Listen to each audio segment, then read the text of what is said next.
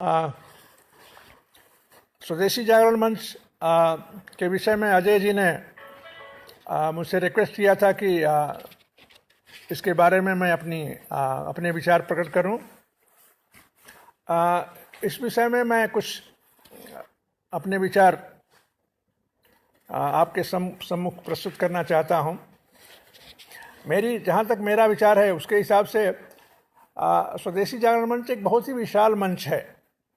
इसमें आर्थिक, सामाजिक, आध्यात्मिक पहलुओं के साथ साथ भारतीय जीवन के सभी अंगों का, भारतीय की जो हमारी जीवन विधा है उसके सभी अंगों का समावेश है। पहले हमें ये जानना होगा कि स्वदेशी की प्रासंगिकता और उपयोगिता क्या है। इसके लिए हमें अपने इतिहास पर दृष्टि डालनी पड़ेगी।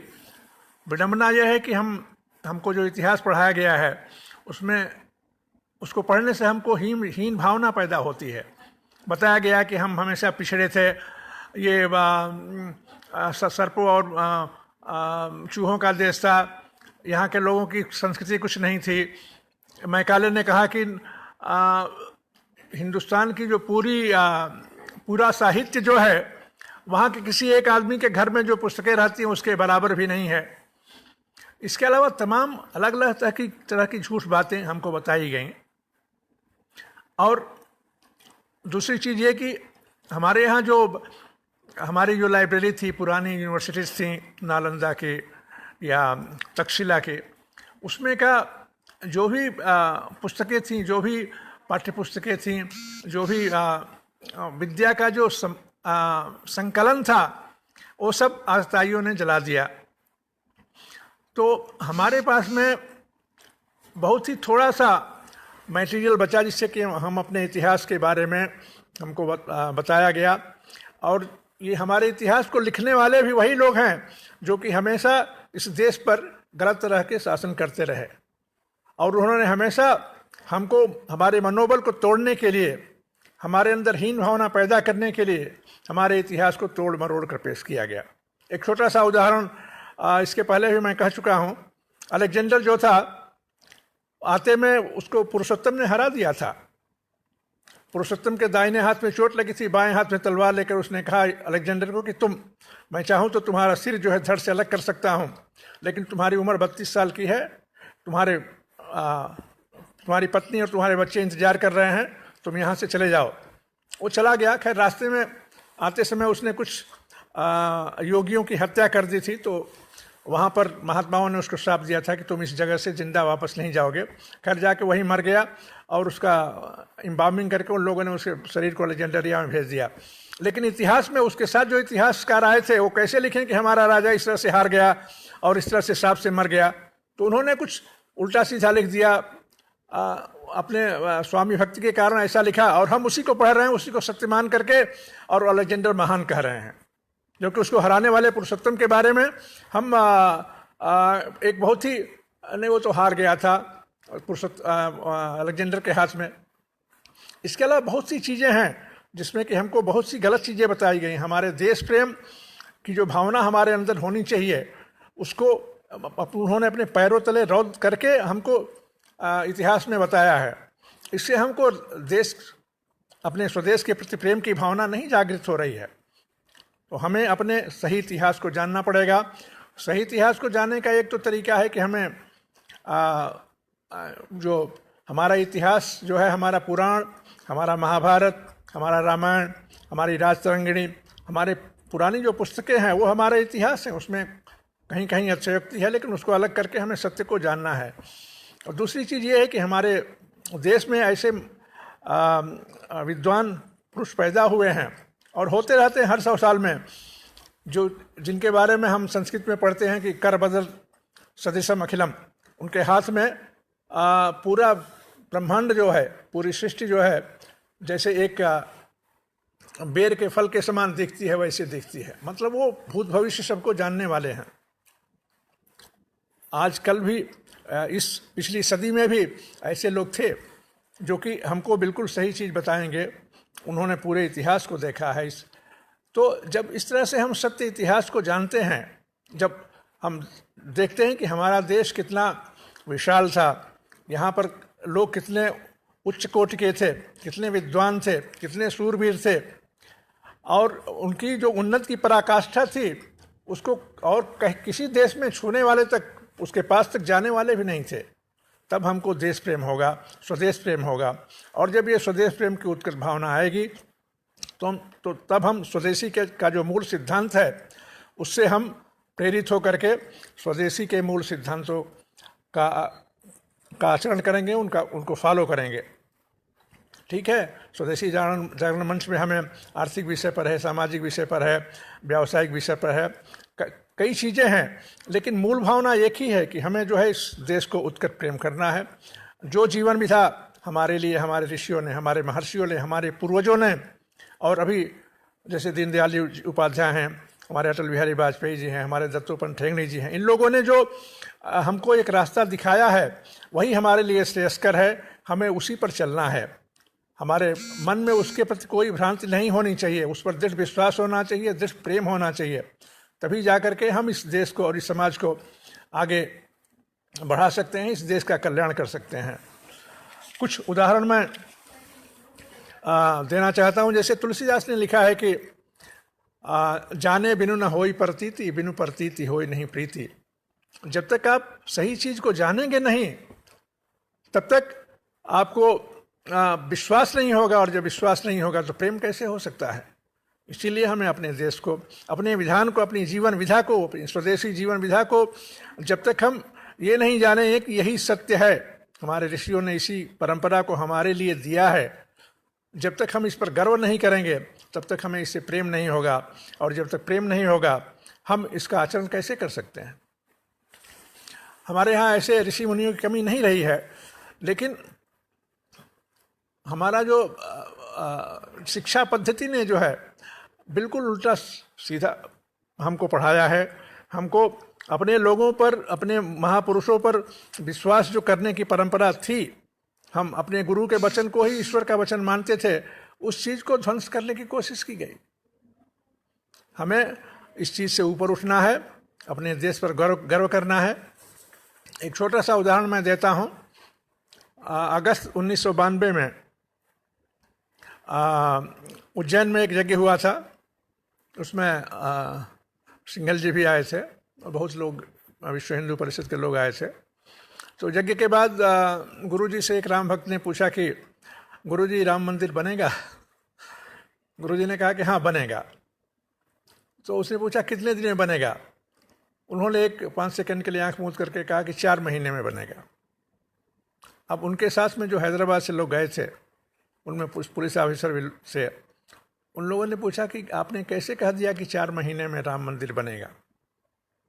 तो उन्होंने कहा कि हमको वहाँ पर कोई बाबरी स्ट्रक्चर नहीं दिख रहा है, हमको बिल्कुल समतल ज़मीन दिख रही है और एक छोटा सा मेक शिफ्ट छोटा सा मंदिर हमको दिख रहा है। तो ये अगस्त करीब 10 या 12 अगस्त के आसपास की बात है। 4 महीने का समय जो है, अब ये जो है एक ऋषि ने हमको बताया, वो सत्य है। उस चीज़ को कौन टाल सकता है। 6 दिसंबर के बाद में मैंने उनसे पूछा कि इतनी बाबरी स्ट्रक्चर इतना जल्दी कैसे निकल गया। उन्होंने हंस के कहा कि हनुमान जी ने ढहा दिया। खैर उसके कारण कुछ और से, लेकिन हमारे समाज में इस तरह के ऋषि, इस तरह के महात्मा लोग हुए हैं जो कि हमको सही राह बताए हैं, और इसी देश में हुए हैं, किसी और देश में नहीं है। इसलिए जो हमको इस देश में हमको जो स्वदेशी की भावना जो है जो हमको बताई गई है वो हमारे लिए श्रेयस्कर है, हमारे लिए सबसे अच्छा है, और हमारे लिए हमको आगे इस देश को, हमारे समाज को उन्नति के मार्ग पर ले करके जाने वाला मार्ग है। एक दो और उदाहरण मैं देना चाहता हूँ।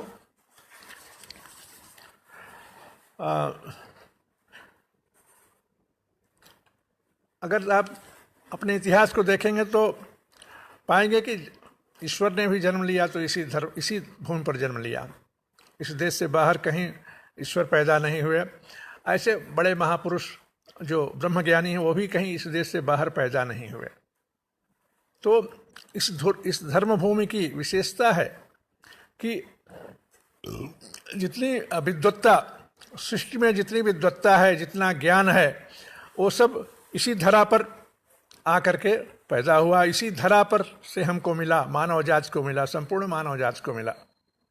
इसीलिए ये हमारी भूमि जो है श्रेष्ठ है, हमारी भूमि जो है सर्वोत्तम है और कल्याणकारी है। मानव के लिए जो भी ठीक है वो सब हमको बताया गया। यही जो है हमारे स्वदेशी का मूल है। स्वदेशी का मूल यही है कि हमको जो रास्ता बताया गया इस देश में, चाहे वो हमको हमारी जीवन विधा है, वो हमको हमारे लिए सबसे अच्छी है, यही जान के बताया गया, और ये जान के बताया गया कि हम उस पर चलेंगे तो हमारा कल्याण होगा। एक छोटा सा उदाहरण है। हमारे ऋषियों ने कहा कि दिन में 10 बजे तक शरीर जो है उत्सर्जन के मोड में रहता है, इसीलिए कोई भी ठोस पदार्थ 10 बजे तक नहीं खाना चाहिए। द्रव आप ले सकते हैं। कहा कि 10 बजे के बाद में आप भोजन करिए। ये हमारे लिए श्रेयस्कर है, लेकिन हमने पाश्चात्य संस्कृति को लेकर के इसके उल्टा चलना शुरू किया तो तमाम तरह के रोग होने लगे, व्याधियाँ आने लगी। तो हमारे कहने का मतलब यही है कि इस देश में जो भी विद्वत्ता या विद्या उपलब्ध है वही सबसे ठीक है। उससे परे हमको जाने की ज़रूरत नहीं है। हमारे एक छोटा उदाहरण मैं और देता हूँ। पहले हमारे गांव में बाग बगीचे थे, सब कुछ ठीक था। एक बगल में रसला में चीनी मिल आ गई, तो जब तक किसान जो है ईख से गुड़ बनाता था, 4 महीने जाड़े में किसी को कोई तकलीफ नहीं होती थी, पूरा ईंधन मिलता था साल भर के लिए, और सबकी पूरा समाज जो है ठीक से चल रहा था। चीनी मिल आ गई तो शुगर ईख वहाँ जाने लगी, वो खोइया नहीं मिलती थी, गेंद नहीं मिलता था, और ईख का वो छिलका है वो भी नहीं मिलता था। तो घर में अब खाना कैसे बने? तो जितने पेड़ थे काट दिए गए, बाग नष्ट हो गए। अब एक भी शायद ही 1 या 2 पेड़ मिलेगा। अब तो खैर चूँकि ईंधन आ गया है, अब तो गैस मिल गई है तो अब बात अलग है, लेकिन पूरा बाग नष्ट हो गया। इसके अलावा जो तमाम तरह की जो जीवन जो है अच्छी तरह से चल रहा था वो जो है तरतीब से हट गया, और रसला चीनी मिल भी बंद हो गई। फिर उसका क्या हुआ ये आप सब जानते हैं। तो कहने का मतलब ये है कि हमारी जो जीवन विधा है, एक हमारे लिए जो संस्कृति बनी है स्वदेशी के माध्यम से, हमें उसी संस्कृति का पालन करना है, वही हमारे लिए श्रेयस्कर है। और इसके बारे में हमारे विद्वज्जन जो हैं आर्थिक, सामाजिक, व्यावसायिक विषयों पर जो है हमारा दिशा निर्देशन कर रहे हैं। उस दिशा निर्देशन पर चलते हुए हमें इसको आचरण में लाना है। इसी से हमारे समाज का कल्याण है, और इसी से जो है हमारे देश का कल्याण है। और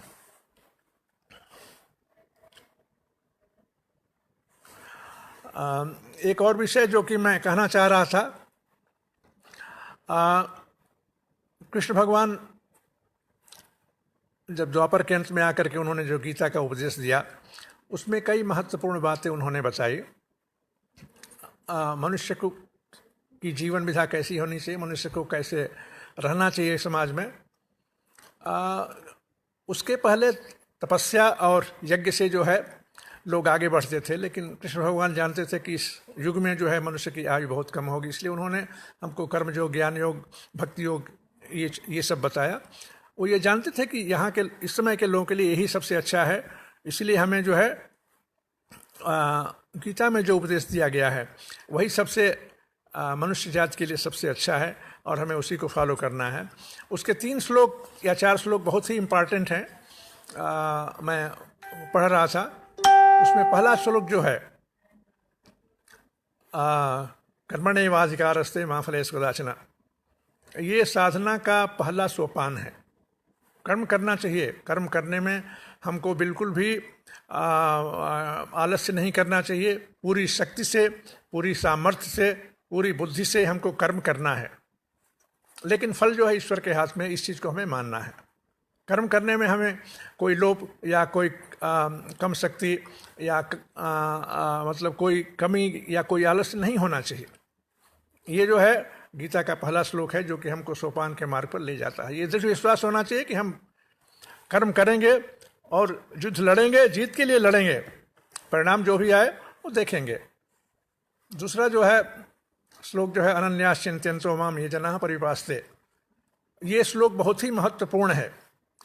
इसमें कृष्ण भगवान कहते हैं कि जो अनन्य भाव से मेरी भक्ति करते हैं, मैं उनके संबंध की रक्षा मैं खुद करता हूँ। इसमें एक चीज़ ये है कि बाकी देवता जो हैं आपके तप के आधार पर या आपकी साधना पर जो वरदान देंगे तो आपके कर्म का फल ही देंगे, लेकिन जब ईश्वर परम परमेश्वर की हम उपासना करते हैं अनन्य भाव से, तो वो आपके कर्म को अपने साथ में ले लेते हैं। आपके जो भी कर्म है, पाप पुण्य है, वो सब ले लेते हैं। तो जब आपके सब कर्म खत्म हो गए तो फिर मोक्ष का ही मार्ग आपको बचता है। और अंत में उन्होंने जो कहा है कि सर्वधर्मान् परित्यज्य मामेकं शरणं व्रज, सभी धर्मों को छोड़ करके हमारे पास आओ। वो सभी धर्मों के छोड़ने का मतलब कुछ लोग सही नहीं समझ सकते हैं। इसका सही उदाहरण जो है गोपिकाएं हैं। गोपिकाएं जो है वो मुनि महर्षि थे भगवान राम के समय में, और राम के रूप को देख करके बहुत ही मोहित हो गए थे। तो कृष्ण के जन्म में वो गोपिकाएं बने। कुछ पढ़ना लिखना नहीं, लेकिन हाँ वो प्रेम जो था भगवान राम के प्रति, वही प्रेम जो है कृष्ण के प्रति उन्होंने दिखाया। तो सर्वधर्मान् परित्यज्य मतलब उनको जो अपने बच्चों के प्रति, अपने पति के प्रति, अपने माता पिता के प्रति जो भी प्रेम था, उस सब प्रेम की डोर को उन्होंने भगवान श्री कृष्ण से बांध दिया। तो इसका मतलब ये है कि हमें जो भी हमारा धर्म है, जिससे भी हम प्रेम करते हैं, वो प्रेम हम कृष्ण से करेंगे। जो हम किसी का आदर करते हैं वो आदर हम कृष्ण को करेंगे। तो ये जो है सिद्धांत जो है कृष्ण भगवान ने मानव जाति को दिया है, जो कि हमारे लिए श्रेयस्कर है। और इन्हीं शब्दों के साथ में एक बार फिर मैं कहूँगा कि जो भगवान कृष्ण ने हमको बताया था वही हम बलराम जी ने पतंजलि को बताया, पतंजलि जी ने हमको बताया योग शास्त्र जो है, जो कि हमारे समाज में प्रचलित है। प्रधानमंत्री जी भी 21 जून को योग दिवस के रूप में यूनाइटेड नेशंस ने इसको माना है। तो हमारी जो विद्या है, हमारा जीवन विधान है, इसको हमें इसी पर चलना है। यही हमारे लिए श्रेयस्कर है, यही सबके लिए अच्छा है। और इसके बारे में जो हमारा स्वदेशी जागरण मंच जो भी कदम उठा रहा है वो बहुत ही अच्छा है, और सबको तन मन धन से इसमें भाग लेना चाहिए। और स्वदेशी जागरण मंच का जो मूल सिद्धांत है उसका क्रियान्वयन करना चाहिए और उसमें सहयोग करना चाहिए। इसी में हमारे देश का कल्याण है, हमारे समाज का कल्याण है और हमारा भी कल्याण है। जय हिंद।